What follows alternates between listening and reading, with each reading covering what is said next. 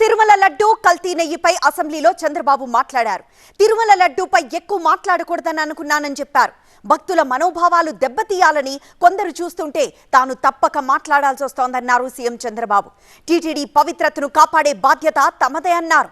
కల్తీ లడ్డూకు హెరిటేజ్ కు ఏం సంబంధమని ప్రశ్నించారు.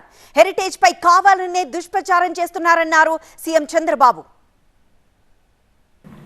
తిరుపతి లడ్డు మీద కూడా ఎందుకంటే ఇది చాలా సున్నితమైన సమస్య. నేను కూడా చాలా ఆలోచించాను దీని మీద ఎక్కువ మాట్లాడకూడదని. ఎందుకంటే దేవుని పవిత్రత కోసం కొంతమంది కావాలని దేవుని పవిత్రత దెబ్బతీసి భక్తుల మనోభావాలు దెబ్బతీయాలనుకున్నప్పుడు మనం కూడా గట్టిగా చర్యలు తీసుకోకపోతే చాలా సమస్యలు వస్తాయని నా అభిప్రాయం.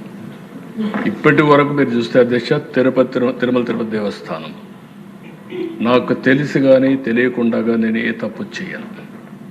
మనసా వాచ చెప్తున్నా. నేను నిద్రలేస్తాను ఆలోచించేది అధ్యక్ష, వెంకటేశ్వర స్వామి అంటే నాకు ఒక భక్తి. నాకు నిద్ర రాకపోతే ఆయన తలుచుకోవడం నిద్ర. అక్కడ జరిగింది మనం ఆ రోజు చెప్పకపోతే మన మీద అపచారం. రేపు ఏదైనా జరిగిందనుకోండి మీరు ఎందుకు చెప్పలేదని చెప్పితే తిరిగి ఏ విధంగా వీళ్ళు ఆ అపవిత్రతను ఇంకా ఎక్కువ చేయడం కోసం ముందుకు తీసుకుపోవడం, ఇవన్నీ చేసే పరిస్థితికి వచ్చే అధ్యక్ష. ఇది కరెక్ట్ కాదు. నేను ఒకటే హామీ ఇస్తున్నా, రాష్ట్రంలో ఉండే అన్ని దేవాలయాల్ని ప్రక్షాళన చేశాం. ఎక్కడ అపవిత్రత జరగడానికి వీలు లేదు. ఎవరి మనోభావాలు దెబ్బతినడానికి వీలు లేదు. ప్రతి ఒక్క దేవాలయంలో పవిత్రత కాపాడే బాధ్యత ఎన్డీఏ ప్రభుత్వం తీసుకుంటామని మరొక్కసారి ప్రజలందరూ కూడా విజ్ఞప్తి చేస్తున్నారు. ఇంకొక పక్కన దేశం ఒకసారి చూస్తే బాధేస్తుంది. వీళ్ళ యొక్క బిహేవియర్ చూస్తే కూడా ఆశ్చర్యం వేస్తుంది. కల్తీ లడ్డుకు హెరిటేజ్ ఎందుకు తీసుకొస్తారు అధ్యక్ష? నాకైతే అర్థం కాదనమాట. అంటే ఒక వ్యక్తి చేసిన నేరాన్ని తప్పించుకోవడానికి ఎవరి మీదైనా తోసేయడానికి సాహసం చేస్తే ఏమనిపిస్తుందో నాకు అర్థం కాదు. ఇప్పుడు హెరిటేజ్కి ఏం సంబంధం నాకైతే అర్థం కావడం. వాళ్ళు ఎప్పటికప్పుడు ఇస్తున్నారు. నేను ఎప్పుడూ చెప్పేవాడిని, మేము రాజకీయాల్లో ఉన్నాం, మీరు వ్యాపారంలో ఉన్నారు. ఒకవేళ కరెంటు కూడా అక్కడక్కడ మీరు గుర్తుపెట్టుకోండి, వాళ్ళే వచ్చి అవి డైరెక్ట్గా లైన్ ఇచ్చి ఇల్లీగల్ కరెంట్ వాడుతున్నారు మీ మీద పెట్టే పరిస్థితి వస్తుంది. ఒకసారి మేము మేనేజర్కి చెప్పి చెక్ చేసుకోమని చెప్పే పరిస్థితికి వచ్చాం. ఒక నేరస్తులు ఏ విధంగా చేస్తారు ఇది ఒక ఎగ్జాంపుల్ అని చెప్పి మాత్రం నేను తెలియజేస్తున్నా. నాకు తెలిసి మాత్రం వాళ్ళే చేసుకుంటారు, కౌంటర్ చేస్తారు. హెరిటేజ్ ఇంతవరకు ప్రభుత్వం యొక్క ఒక్క పైసా కూడా ఎక్కడ అడిగింది లేదు. భవిష్యత్తులో అడగరని చెప్పి నేను ఆశిస్తున్నా. 2019-24 మధ్య జరిగింది మామూలు విధ్వంసం కాదన్నారు సీఎం. ఆనాడు సభలో వ్యక్తిగత విమర్శలకు తానే కన్నీళ్లు పెట్టుకున్నానని గుర్తు చేశారు. తనతో పాటు రాష్ట్ర వ్యాప్తంగా ఎంతో మంది ఇబ్బందులు పడ్డారని చెప్పారు. నాడు అరాచకాలు చేసి నేడు నీతులు చెప్తున్నారని విమర్శించారు సీఎం. 1924 విధ్వంసం మామూలు విధ్వంసం కాదు అధ్యక్ష. నేను ఒక మాట మాత్రం చెప్పాను, ఇక్కడంతా బూతులు. నా జీవితంలో నేను ఎప్పుడూ కళ్ళనీళ్ళు పెట్టుకోలేదు. ఆ రోజు ఈ అసెంబ్లీలో నాకు జరిగిన అవమానానికి నాలాంటి వాడు కుంగిపోయి కళ్ళనీళ్ళు పెట్టుకున్నానంటే నాలాంటి వాళ్ళు ఈ రాష్ట్రంలో ఎంతమంది సఫర్ అయ్యారో మనందరం గుర్తుపెట్టుకోవాల్సిన అవసరం ఉంది. ఆడ బిడ్డల్ని ఎక్కడికక్కడ అనూహ్యంగా ఇష్టానుసారంగా మాట్లాడే పరిస్థితి. అది అయిన తర్వాత దిశ మీ అందరికీ ఐడియా ఉంది. కడాను నాకు నోటీస్ ఇవ్వకుండా నన్నే అరెస్ట్ చేయడం. పవన్ కళ్యాణ్ గారు విశాఖపట్నం వెళ్తే ఆయన దిగనీయకుండా తిరిగి హోటల్లో ఉంటే బలవంతంగా పంపించడం. అలాంటి నాయకులు ఇప్పుడు నీతులు మాట్లాడే పరిస్థితికి వచ్చారు. జగన్ హెలిప్యాడ్ కోసం ప్రైవేట్ భూములు లాక్కున్నారని చెప్పారు సీఎం చంద్రబాబు. జగన్ సీఎం అయిన 10 రోజులకే హెలిప్యాడ్ కావాల్సి వచ్చిందని, పట్టా భూముల వాళ్ళు ఇవ్వబోమంటే బలవంతంగా హెలిప్యాడ్ నిర్మించి 22A లో ఆ ల్యాండ్ పెట్టారన్నారు చంద్రబాబు. చట్ట వ్యతిరేక కార్యక్రమాలు చేసి ఎవరికి చెప్తారు దేశ? ఈరోజు ఇక్కడ చూస్తే ఆయన ముఖ్యమంత్రి అయ్యాడు. అయిన 10 రోజులకి ఆయనకు ఒక హెలిప్యాడ్ కావాల్సి వచ్చింది. ఎక్కడ ఉంటే పక్కన తీసుకోవచ్చు. హెలిప్యాడ్ కావాల్సి వస్తే ఒక పక్కన ల్యాండ్ చూడమన్నాడు, చూశారు. ఆ ల్యాండ్ ప్రైవేట్ వాళ్ళది. వాళ్ళు ఇవ్వమన్నారు. ఇవ్వమంటే ఆ ల్యాండ్లో బలవంతంగా హెలిప్యాడ్ వేశారు. బలవంతంగా హెలిప్యాడ్ వేసి ఆ ల్యాండ్ మళ్ళీ అడగకుండా 22A కింద పెట్టేశారు. అంటే ఎంత భయంకరంగా జరిగిందంటే, ఇది ముఖ్యమంత్రి గారి హౌస్, మాజీ ముఖ్యమంత్రి, ఆనాటి ముఖ్యమంత్రి. ఇది పక్కన కాలువ పక్కనే ఆయన ఇంటి పక్కన ఉండే భూమి. ఇది ప్రైవేట్ భూమి. ఈ భూమి కూడా అధ్యక్ష ఇప్పుడుది కాదు, 1956 ప్యారీ అండ్ కో లిమిటెడ్ కంపెనీకి దక్షిణ రైల్వే ఆ భూమిని కేటాయించారు. ఆ తర్వాత మార్కెట్ వాల్యూ ప్రకారం ఆ భూమిని కొంతమంది కొనుక్కున్నారు. 94లో కొంత ట్రాన్సాక్షన్ కూడా జరిగింది 2-3 మధ్యలో.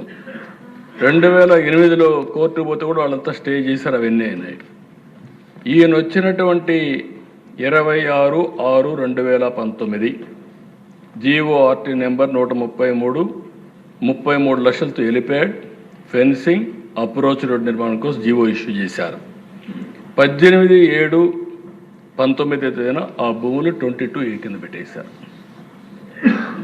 ఇప్పుడు 8.14 ఎకరాల్లో హెలిప్యాడ్ పెట్టేశారు. 1.9 ఎకరాల్లో ఒక 76 మంది వేరే వాళ్ళు అక్కడ ఉండే పరిస్థితికి వచ్చారు. అంటే ఎందుకు ఈ మాట చెప్పారంటే అధ్యక్ష, మదనపల్లిలో ఒక RDO ఆఫీసులో రికార్డ్స్ తగలబెడితే నాకు చాలా ఆవేశం కలిగింది. వీళ్ళు ఎన్ని రికార్డ్స్ మార్చేస్తారు, మొత్తం తగలబెడుతున్నారేమని. అక్కడి నుంచి నేరుగా నేను ఇదే మరి అసెంబ్లీకి వస్తుంటా ఆనాడు DGPని హెలికాప్టర్ ఇచ్చి పంపించాను. అక్కడి నుంచి CCLE వీళ్ళందరూ పంపించాం. ఆ రోజు ఆ ఏరియా వాళ్ళందరూ కూడా పెద్ద ఎత్తున వచ్చి వాళ్ళ భూములన్నీ ఏ విధంగా ట్యాంపర్ చేశారో చెప్పే పరిస్థితికి వచ్చారు. ఈ విధంగా రాష్ట్రం మొత్తం పెట్టారు. వాళ్ళు చేసిన పాపాన్ని కడగడానికి మనకు 1 సంవత్సరం పడతా ఉంది. నల్లమల సాగర్తో వెలుగొండకు గోదావరి నీళ్లు తీసుకొస్తామన్నారు సీఎం చంద్రబాబు. 200 TMCలు తీసుకువెళ్తే రాయలసీమకు ఇదో గేమ్ చేంజర్ అవుతుందన్నారు. నల్లమల సాగర్కు తెలంగాణ అడ్డు చెబుతోందని, సమస్యలపై కూర్చొని మాట్లాడుకుందామని అసెంబ్లీ సాక్షిగా ప్రకటించారు సీఎం చంద్రబాబు. నల్లమల సాగర్ ద్వారా వెలుగొండకు తీసుకుపోవాలని ఆలోచిస్తున్నాం. అది కూడా మొన్న కూడా నేను కేంద్రాన్ని అడిగాను. తెలంగాణ ప్రభుత్వం కాళేశ్వరం కట్టారు, తప్పులేదు, నేను కూడా సపోర్ట్ చేశాను. సముద్రంలోకి ఎందుకంటే దిశ పోయిన సంవత్సరం కూడా ఈ సంవత్సరం దగ్గర 5,000 TMC నీళ్లు సముద్రంలోకి పోయినాయి. ఇక్కడ ఒక 1,500-1,600 కృష్ణా రివర్ నుంచి పోయినాయి. అంటే మొత్తం కలిసి 5,000 TMCలో 200 TMC నీళ్లు మనం తీసుకొని కరువు ప్రాంతాలకు పంపించగలిగితే పెద్ద గేమ్ చేంజర్ అవుతుంది. నీటి సమస్య ఉండదు. అలాంటి ప్రాజెక్ట్ మనం అడిగాం, కానీ తెలంగాణ దానికి ఇది చేస్తున్నారు. కరెక్ట్ కాదది. అందరం తెలుగు జాతి అంతా బాగుండాలి. ఇప్పుడు కొత్తగా నిన్న కూడా నేను చూశాను, ఆ ముఖ్యమంత్రి గారు మాట్లాడుతూ మాకు కూడా 1-2 సమస్యలు పరిష్కారం చేస్తే మేము కూడా సహకరిస్తాం విధంగా మాట్లాడారు.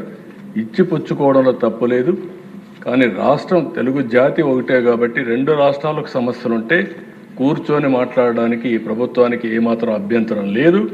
కానీ నల్లమల సాగర్ని అడ్డు పెట్టడం మాత్రం కరెక్ట్ కాదని చెప్పి కూడా మీ ద్వారా ఆ ప్రభుత్వానికి విజ్ఞప్తి చేస్తున్నారు అధ్యక్ష. చట్టసభ అనేది దేవాలయం లాంటిదన్నారు చంద్రబాబు. కానీ గత పాలకులు అసెంబ్లీని బూతులకు నమూనాగా మార్చారన్నారు. కానీ ఇప్పుడు ఆ పరిస్థితులు మారాయని, చట్టసభను ఆదర్శంగా తీర్చిదిద్దామన్నారు సీఎం. ఒకప్పుడు ఈ అసెంబ్లీ బూతులకు ఒక నమూనాగా ఉండేది. ఏదైతే ఒక చట్టసభ అనేది ఒక దేవాలయం, ప్రజా దేవాలయం. ఇది ఇక్కడ ప్రజా సమస్యల్ని పరిష్కారం చేయడమే కాకుండా భవిష్యత్తులో ఏం చేయాలన్నా దానికి అనుకూలమైనటువంటి చట్టాలను తయారు చేసే సభ. ఒక పబ్లిక్ పాలసీ కానీ ప్రాపర్గా ఉంటే ఆ దేశ భవిష్యత్తే మారిపోయే పరిస్థితి వస్తుంది. అలాంటి చట్టసభలో చర్చలు జరగకుండా ప్రతిరోజు మనం చూసేవాళ్ళం. కడానికి ఉండే వాళ్ళందరం బాధితులమే. వెంటిలేటర్ పై ఏపీని కాపాడిన కేంద్ర ప్రభుత్వానికి మనస్ఫూర్తిగా అభినందనలు తెలిపారు చంద్రబాబు. కూటమి అంతా కలిసికట్టుగా ఉండడంతోనే ఏపీలో ఊహించిన దానికంటే ఎక్కువ అభివృద్ధి జరుగుతోందన్నారు సీఎం. నేను అందరిని అభినందిస్తున్నా. ప్రత్యేకంగా ఢిల్లీలో ఉండే కేంద్ర ప్రభుత్వాన్ని మనస్ఫూర్తిగా అభినందిస్తున్నాను. దేశ వెంటిలేటర్ పై నుండే ఆర్థిక వ్యవస్థ ఆ సమయంలో కానీ ఆక్సిజన్ ఇవ్వకపోతే ఏమవుతుందో మనందరూ తెలుసు. అలాంటి సమయంలో పూర్తిగా ఆదుకున్నటువంటి గవర్నమెంట్ కేంద్ర ప్రభుత్వం అధ్యక్ష. అయితే వాళ్ళు సపోర్ట్ చేసిన అధ్యక్ష ఇక్కడ మనలో ఐకమత్యంగా ఉండి మనం ముందుకు పోకపోతే ఈ ఫలితాలు వచ్చేటివి కాదు. అటు సపోర్ట్ తీసుకుని మనం అందరం కూడా ఒకే మాట మీద ముక్త కంఠంతో 20 నెలలుగా 3 పార్టీలైనప్పటికీ ఎక్కడా భేదాభిప్రాయాలు లేకుండా సమైక్యంగా ఒక పర్పస్ కోసం పనిచేశాం. కాబట్టి నేను ఊహించిన దానికంటే ఎక్కువ అభివృద్ధి అయ్యే పరిస్థితి వచ్చింది.